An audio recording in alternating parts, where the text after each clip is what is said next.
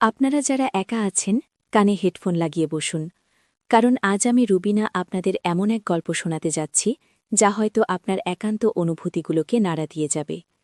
একটু ভলিউম কমিয়ে নিয়ে একান্ত মনে শুনুন, কারণ এই গল্পে আছে কিছু গোপন কথা, কিছু চাপা দীর্ঘশ্বাস, আর সামাজিকতার আড়ালে লুকিয়ে থাকা এক অন্য জগৎ। জানি এই ধরনের কথা প্রকাশ্যে বলা উচিত নয়, কিন্তু আমার মনে হয় মাঝে মাঝে আমাদের এমন কিছু অভিজ্ঞতা শেয়ার করা উচিত যা অন্যদের পথ চলতে সাহায্য করে বা অন্তত কিছুটা হলেও সতর্ক করে। তাই আজ আমি আমার জীবনের এক খুব ব্যক্তিগত এবং বিতর্কিত অধ্যায় আপনাদের সামনে তুলে ধরব, যা হয়তো অনেকেরই মনের কোণে লুকিয়ে থাকা অব্যক্ত কথাগুলোকে জাগিয়ে তুলবে। আশা করি আপনারা আমার পাশে থাকবেন। আমার বাড়ি মেদিনীপুরে, একটি ছোট গ্রাম থেকে এসেছি আমি, আর সেই গ্রামেরই এক সাধারণ মেয়ে আমি। আমার পরনে ছিল একটি পাতলা শিফন শাড়ি, যা আমার প্রতিটি পদক্ষেপে শরীরের নরম ঢেউগুলোকে যেন আরও স্পষ্ট করে তুলছিল। শাড়ির আঁচলটা আলতো করে কাঁধে ফেলা, কিন্তু তার আড়ালে লুকিয়েছিল আমার মনের হাজারো অপ্রকাশিত ঝড়। এই শরীর, এই মন, এই জীবন সবই যেন এক অদৃশ্য সুতোয় বাঁধা পড়েছিল এমন এক সম্পর্কের জালে যা সমাজ চোখে দেখলেও মেনে নেয় না। আর এই সম্পর্কের গল্প বলতে গেলে প্রথমে অনুরোধ করব চ্যানেলটা সাবস্ক্রাইব করে নিন, কারণ এমন আরও অনেক না বলা কথা নিয়ে আমি আসব। আমার শ্বশুরবাড়ি ছিল একটা একান্নবর্তী পরিবার। স্বামী সুমন কাজে বাইরে বাইরে থাকত, প্রায় মাসখানেক পরপর বাড়িতে ফিরত। গ্রামের দিকে এটাই স্বাভাবিক ছিল। আমার দিন কাটত শাশুড়ি, ননদ আর দেওরদের নিয়ে। দেওর বলতে একটাই ছিল, সুমনের ছোট ভাই, নাম অর্ণব। সে তখন কলেজে পড়ত, দেখতে বেশ সুপুরুষ, আর চালচলনেও একটা শহুরে ভাব ছিল। প্রথম প্রথম সে ছিল আমার কাছে ছোট ভাইয়ের মতোই, আমি তাকে স্নেহের চোখে দেখতাম। সুমন যখন বাড়িতে থাকত না, তখন বাড়িতে একজন পুরুষ মানুষের যে অভাব সেটা অর্ণব অনেকটাই পূরণ করত। বাড়ির বাজার করা, ছোটখাটো দরকারের জিনিস নিয়ে আসা, এমনকি আমার টুকটাক কাজে সাহায্য করা, সবটাতেই অর্ণব এগিয়ে আসত। ধীরে ধীরে ওর সাথে আমার একটা সহজ সম্পর্ক তৈরি হল। আসলে বিয়ের পর থেকেই সুমনকে আমি সেভাবে কাছে পাইনি। তার কাজের চাপ আর আমার গ্রাম্য সরলতা সব মিলিয়ে আমাদের দুজনের মধ্যে এক অদৃশ্য দূরত্ব তৈরি হয়েছিল। মনে হতো যেন আমি স্বামীর ভালোবাসা আর মনোযোগ থেকে বঞ্চিত। এই অভাবটাই ধীরে ধীরে অর্ণবের প্রতি আমাকে আরও বেশি টেনে নিয়ে গেল। সে আমার সাথে ঘণ্টার পর ঘণ্টা কথা বলত, আমার সব কথা মন দিয়ে শুনত, যা সুমন কখনো করত না। আমার মন খারাপ হলে সে বুঝতে পারত, আর নানাভাবে আমাকে খুশি করার চেষ্টা করত। তার চাহনিতে ছিল এক অদ্ভুত গভীরতা, যা আমার মনকে ছুঁয়ে যেত। হয়তো সেই চাহনিতেই লুকিয়েছিল অন্য এক আকর্ষণ, যা আমি তখন বুঝিনি বা বুঝতে চাইনি। একদিন দুপুরে প্রচণ্ড গরমে লোডশেডিং, শাশুড়ি মা আর ননদ ঘুমিয়ে পড়েছিল। আমি রান্নাঘরে কাজ করছিলাম, আর অর্ণব হঠাৎ করে পিছন থেকে এসে দাঁড়াল। আমার ঘাড়ের কাছে ওর নিঃশ্বাস অনুভব করলাম। ওর উষ্ণ নিঃশ্বাস আমাকে কেমন যেন শিহরিত করে তুলল। আমি চমকে উঠে ঘুরে দাঁড়ালাম। অর্ণব তখন আমার চোখে চোখ রেখে হাসছিল। সেই হাসিটা যেন আমার মনের গভীরে এক অন্যরকম তরঙ্গ তুলেছিল। সে আমার হাতটা আলতো করে ধরল, বলল, ভাবি, এত গরম, তুমি বিশ্রাম নাও। ওর স্পর্শে আমার সারা শরীরে যেন বিদ্যুতের ঢেউ খেলে গেল। আমি হাত সরিয়ে নিতে পারলাম না, কেবল ওর চোখের দিকে তাকিয়ে রইলাম। সেই প্রথমবার আমি অনুভব করলাম আমার আর অর্ণবের সম্পর্কটা কেবল দেওর ভাবির মধ্যে সীমাবদ্ধ নেই। সেদিন ওর হাত ধরে রেখেছিলাম আমি।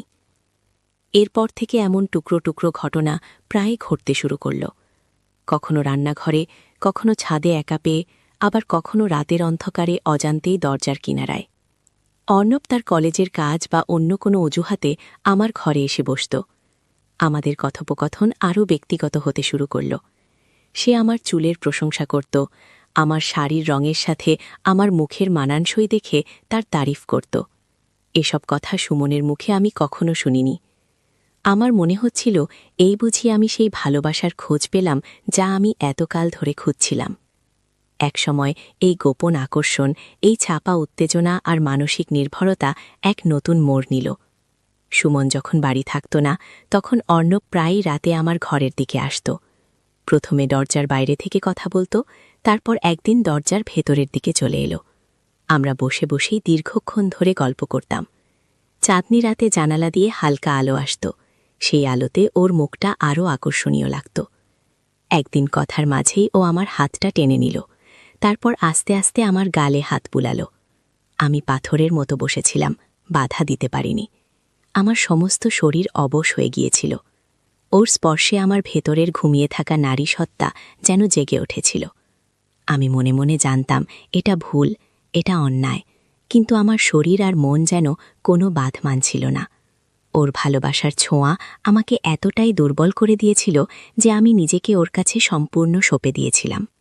এই লুকানো সম্পর্কটা আমাদের দুজনকে এমন এক ঘোরের মধ্যে নিয়ে গিয়েছিল যেখানে সমাজ, পরিবার, দায়বদ্ধতা সবকিছুই যেন তুচ্ছ মনে হচ্ছিল। আমি জানতাম এটা একটা চোরাবালি, কিন্তু আমি সেখান থেকে বের হতে পারছিলাম না। অর্ণবও আমার এই দুর্বলতার সুযোগ নিচ্ছিল। সে আমার আবেগ নিয়ে খেলছিল, আর আমি তাতে ডুবছিলাম।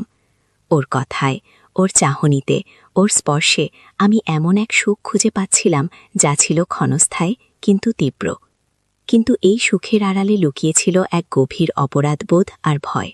যদি কেউ জেনে যায়, যদি আমার সম্মান ধুলোয় মিশে যায়। এই চিন্তাগুলো আমাকে কুড়ে কুড়ে খাচ্ছিল। একদিন সুমন হঠাৎ করে কাজ থেকে তাড়াতাড়ি ফিরে এলো। বাড়িতে তখন আমি আর অর্ণব ছাড়া কেউ ছিল না। আমরা দুজনেই নিজেদের অজান্তেই কেমন যেন থমকে গেলাম। সুমনের চোখ দেখে মনে হলো সে যেন কিছু একটা সন্দেহ করছে। সেই মুহূর্তে আমার সারা শরীর ঠান্ডা হয়ে গিয়েছিল। আমার সমস্ত ভুল কাজগুলো আমার চোখের সামনে ভেসে উঠল। সেদিন রাতে আমি বিছানায় ছটফট করছিলাম। সুমনের পাশে শুয়েও আমি অর্ণবের কথা ভাবছিলাম আর নিজের কাছেই নিজেকে ঘৃণা করছিলাম। পরের দিন থেকে আমি অর্ণবকে এড়িয়ে চলতে শুরু করলাম। সে আমাকে বোঝানোর চেষ্টা করল, কিন্তু আমি আর তার ফাঁদে পড়তে চাইনি। আমি বুঝতে পারছিলাম এই সম্পর্ক আমাকে ধ্বংস করে দেবে। আমার মনে হচ্ছিল অর্ণব হয়তো এই সম্পর্কের সুযোগ নিয়ে আমাকে ব্ল্যাকমেল করতে পারে, বা আমার দুর্বলতার সুযোগ নিয়ে আমাকে ব্যবহার করতে পারে। এই ভয়টা আমার সমস্ত ভালোবাসা, সমস্ত আকর্ষণকে এক নিমিষে উড়িয়ে দিল। আমি নিজেকে বোঝাতে শুরু করলাম যা হয়েছে তা ভুল ছিল, এবং এই ভুল থেকে আমাকে বের হয়ে আসতেই হবে। আমাদের সমাজের অলিখিত নিয়মকানুন আছে যা আমাদের মেনে চলতে হয়। কিছু সম্পর্ক কেবল আবেগের বশে তৈরি হলেও তার পরিণতি হয় খুব ভয়াবহ। আমি আমার জীবন দিয়ে শিখেছি, ক্ষণিকের সুখের লোভে পড়লে জীবনের দীর্ঘমেয়াদী শান্তি নষ্ট হয়ে যায়।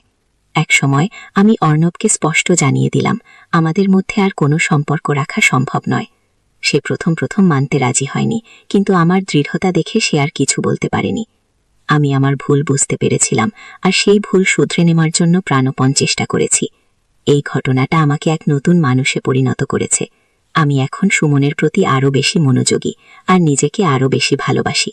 হ্যাঁ, অতীত ভোলা কঠিন, কিন্তু নিজের ভুলের থেকে শিক্ষা নিয়ে এগিয়ে যাওয়াটাই আসল জীবন। তাই জীবন যেমনই হোক, নিজের আত্মমর্যাদা এবং পরিবারের সম্মানকে সবকিছুর ঊর্ধ্বে রাখা উচিত। আর হ্যাঁ, যে কোনো পরিস্থিতিতে সঠিক সিদ্ধান্ত নেওয়া এবং নিজেকে নিয়ন্ত্রণ করাটাই সুস্থ জীবনের চাবিকাঠি। আশা করি আমার এই গল্প আপনাদের অনেকের জন্য একটি সতর্ক বার্তা হিসেবে কাজ করবে।